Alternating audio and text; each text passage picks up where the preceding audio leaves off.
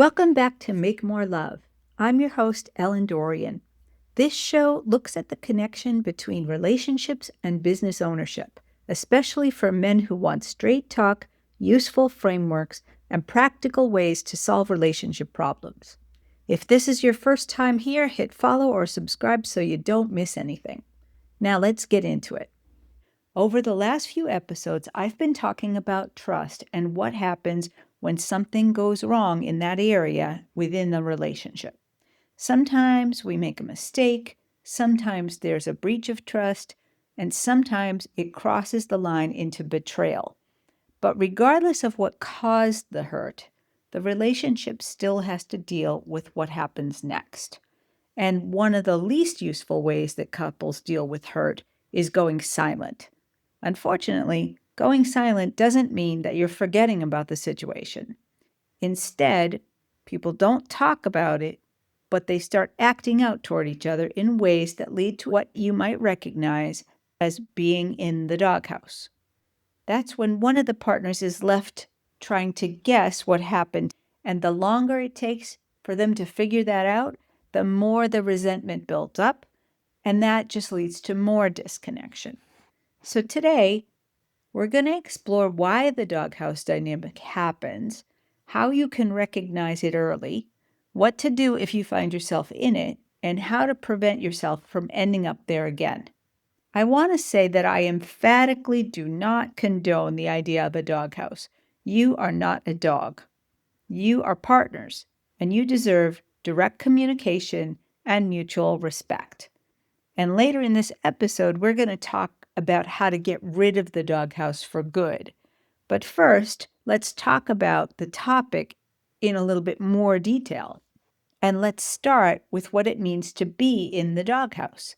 The doghouse is an unspoken but very real emotional space where one partner feels isolated or punished for a perceived offense. It's one of those things you don't always realize right away that you're in it, right? But you get a bad feeling, and then you start reading the signs, and eventually you figure it out. Now you know that something's off, but you don't know how to fix it. And you don't know how long it's going to last. It could be for hours or days or much longer than that. You're just left walking on eggshells and trying to earn your way back into good standing. What's funny about this is that most people wouldn't treat their dogs this way. They wouldn't hold the dog's mistake over the dog for days at a time. Within 5 minutes, depending on how expensive the shoes were, everybody's forgotten all about the problem. But for people, it's different. And there's a ton of reasons why you might find yourself in the doghouse. But let's just talk about 3 reasons. The first one is unmet expectations. And we've talked about this over the last couple of episodes.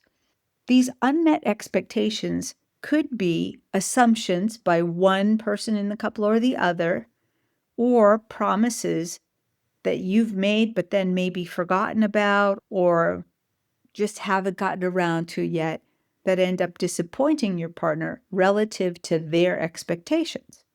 And I'm going to tell you about Bill in a little while, and you're going to see how that comes up within his story.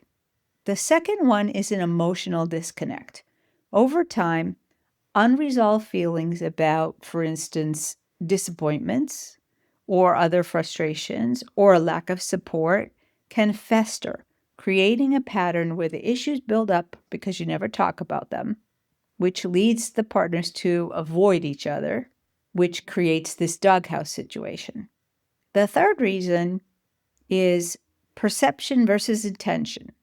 You may intend to do your best, but your partner only sees the impact of your actions or your lack of actions. Typically, the doghouse sneaks up on you. And why does it sneak up? You'd think you'd be able to see it coming, but we have busy lives and we're busy with our businesses. And many of my clients are so focused on work and responsibilities that they overlook subtle signs. They just miss them. They miss their partner's feelings of being neglected or small upsets. They overlook these things all the time.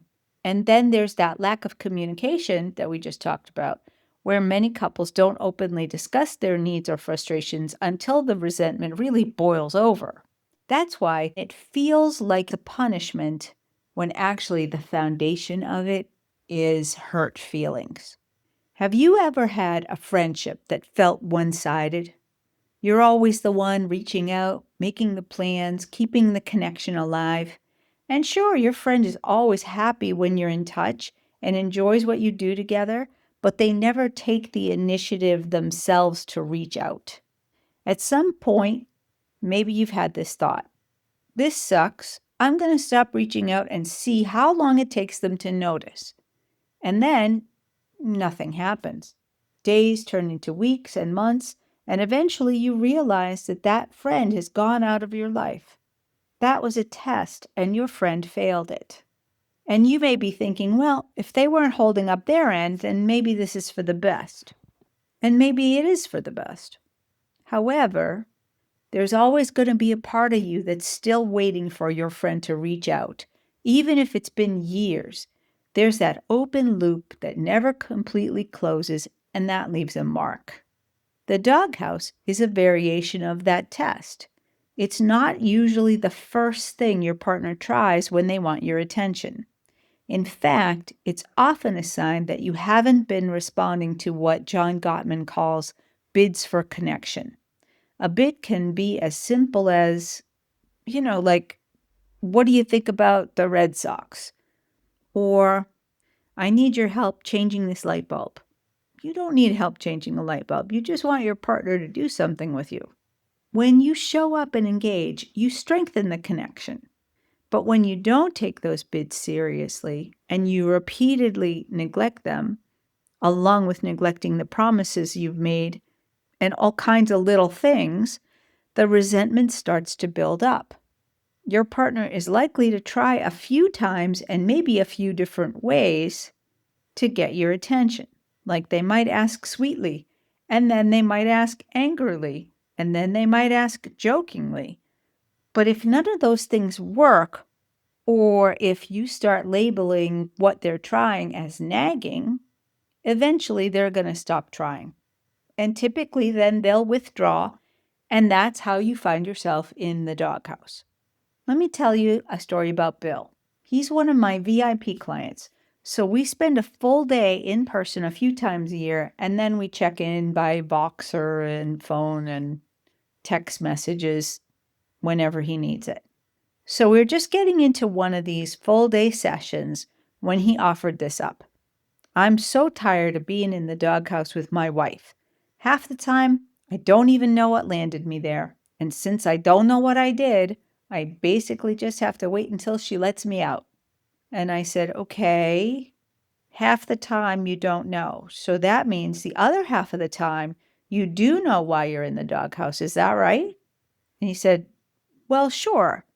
When I do something wrong, I know it and I understand how I got into trouble.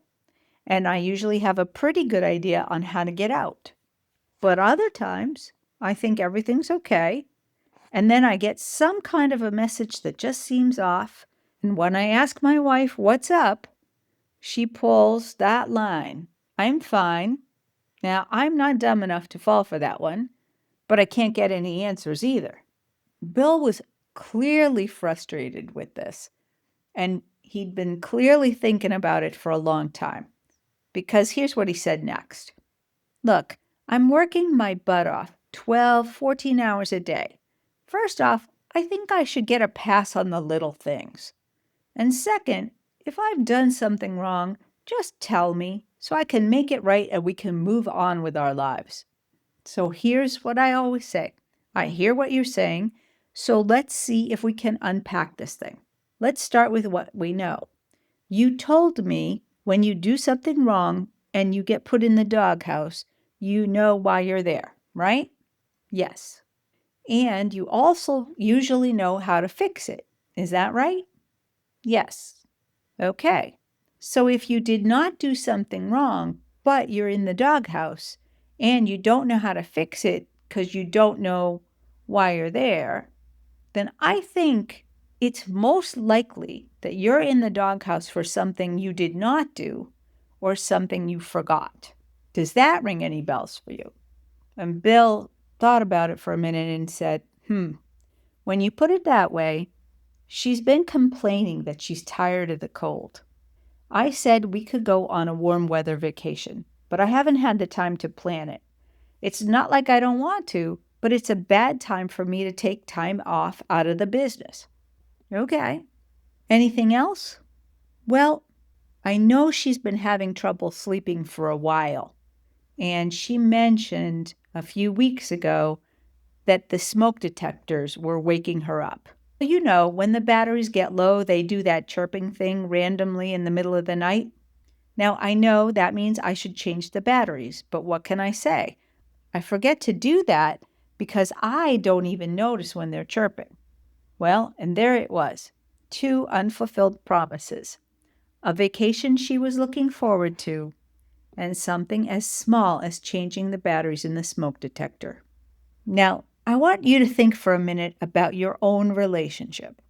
How many times has your partner brought something up, like a request, a frustration, or a need that you've brushed off or promised to handle and then forgot? And how many small promises have you broken, even though you didn't mean to, and even though you didn't think it was going to be such a big deal? But it is a big deal because your partner remembers and they are keeping score. And eventually your partner pulls back and they freeze you out. And suddenly, there you are in the doghouse and you feel like it's come out of nowhere. But your partner experiences it as the predictable result of what came before.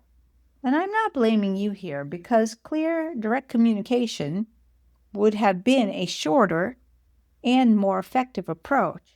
But you know, we're all human. We don't always respond to situations via the most effective means. So let's get back to Bill now.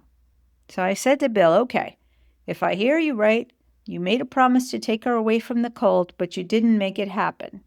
Well, not yet. Bill, it's April. And you knew she was having trouble, but you didn't remember to change the smoke detector batteries because the chirping wasn't keeping you awake. Did I get that right?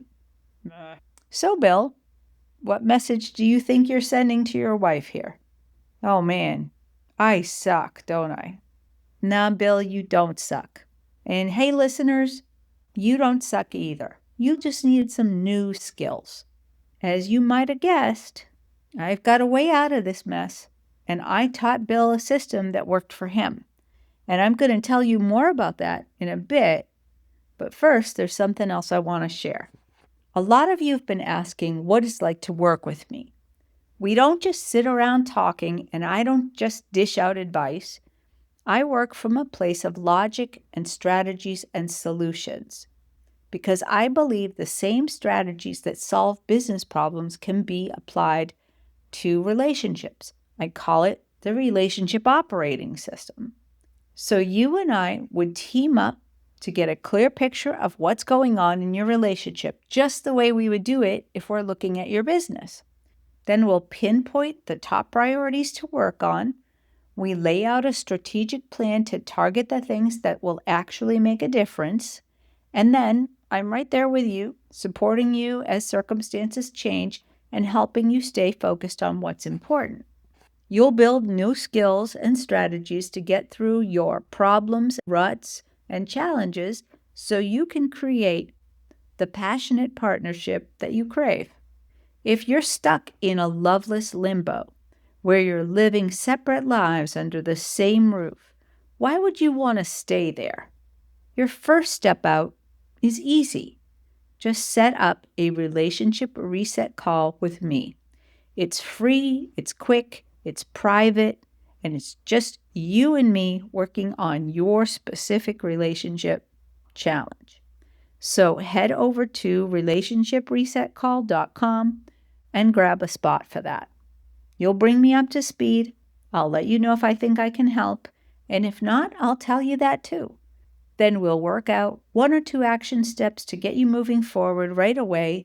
And then after that, if you want more help, I'll let you know how you can get that. Okay, let's get back to Bill. I helped him see that unintentionally his actions were conveying to his wife that what's important to her wasn't necessarily important to him. Once he saw it from that point of view, he was ready to make some changes. We set up a two-pronged strategy to get to the heart of the matter. First, we aligned his actions with his intentions, and he created a plan to follow through on the promises he had made that started with actually tracking the promises, because he sometimes didn't even remember all the things that he promised. And I don't think that's so unusual, do you? Second, we prepared him for a conversation with his wife to retire the doghouse. He asked for more direct communication instead of subtle hints or unspoken expectations. Bill was able to tell her, I want to do better, but I need you to help me out by being clear when something's bothering you. That way I can fix it right away before it becomes a bigger issue. Bill went from disengaged to showing up, and that made a huge difference to his wife. I've actually heard no mention of the doghouse since then. And I know not everyone's situation looks exactly like Bill's, but the principles apply across the board. So if you think that it would benefit your relationship if you were to retire the doghouse, here are 5 strategies that you can start using today. Number 1 is to learn to recognize and respond to bids for connection. Pay attention to your partner's comments, questions, and requests. They can be subtle, but they're very important. Number 2 is to track and acknowledge promises, the ones you make and the ones that are unfulfilled. Be honest with yourself about any commitments you've made that you haven't kept. Take ownership of those. And if you still think they need to be done, then do them. And if you think an apology is warranted, then do that. The third one is to take an immediate action. Really, any action is better than continued inaction. So pick one thing that you can fix today that will make your partner's life a little bit easier and show that you care.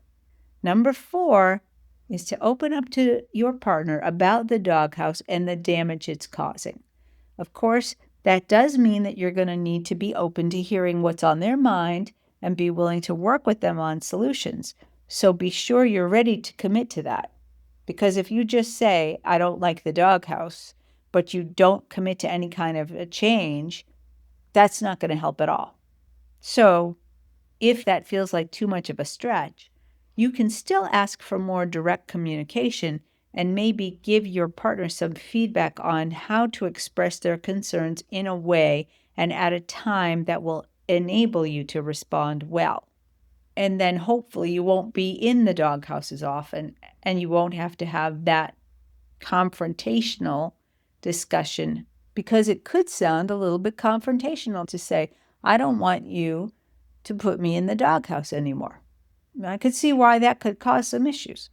So if you think that it could cause some issues with your life, then the thing is to do it in small increments, just working on one problem at a time. And the 5th strategy is establishing regular check-ins. Create a routine where you and your partner can touch base on needs, expectations, and frustrations. I suggest a weekly planning session just for this, so you can make clear requests and schedule things so that they do get done and the frustrations don't build up. I'd love to see us all retire the doghouse because it's a bad precedent, and the thing that drives it is no good either. Instead, let's work on consistent efforts to pay attention, following through, and clearing up misunderstandings quickly. All of these steps come together to build a stronger, more connected relationship. And when you show your partner that you understand their needs and take action to support them, you'll start to get more respect, more affection, and deeper intimacy, and the doghouse will fade from your life. Relationships are never perfect, but they're about both partners showing up and making each other feel seen, heard, valued, and loved. All right, I hope today's episode got you thinking, but there's really only so much we can do in an open forum like this. If you want to look at your specific situation, go to relationshipresetcall.com and book a time to talk with me. It's free, it's quick, and it's private. We'll figure out the next best move for you and get you on track. And if you know someone who's struggling in their relationship, please pass this episode along. I've also included links to additional resources in the show notes so you can keep building on your relationship skills.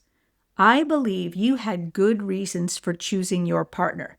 My mission is to help you reconnect with those reasons and discover new ways to make more love with your wife and in your life. I'm Ellen Dorian, and that's what I've got for you today.